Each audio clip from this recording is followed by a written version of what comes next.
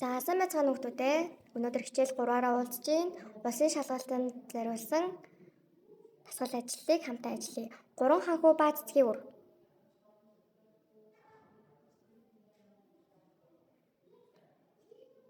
За дараах өгүүлбэрийг зөв харгалзуулаарай.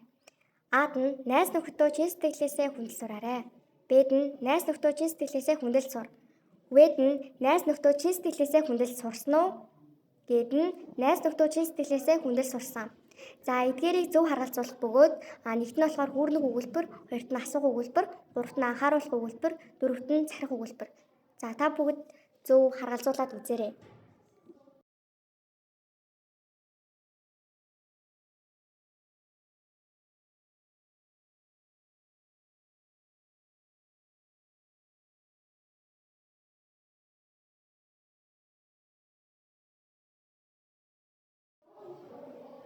За дараагийн асуулт маань яг одоо цэцэг дэлгэрдэг улирал бөгөөд 1 сар хүлээвэл би танд цэцгийн үр өгч чадна гэсэн өгүүлбэрт хэдэн үйл үг орсон бэ?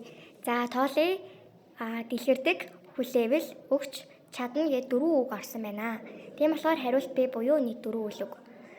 Дэлгэрэх, хүлээх, өгөх, чадах гэсэн үгийн үндсээс гарсан.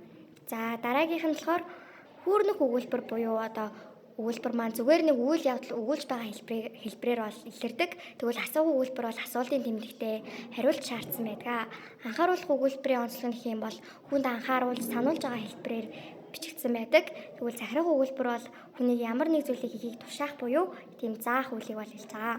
Тэгэхээр зөв хариулт нь бол А нь 3 буюу анхааруулах өгүүлбэр, Б нь 4 буюу захирах өгүүлбэр, В нь асуух өгүүлбэр, Г нь болохоор анхааруулах өгүүлбэр байна.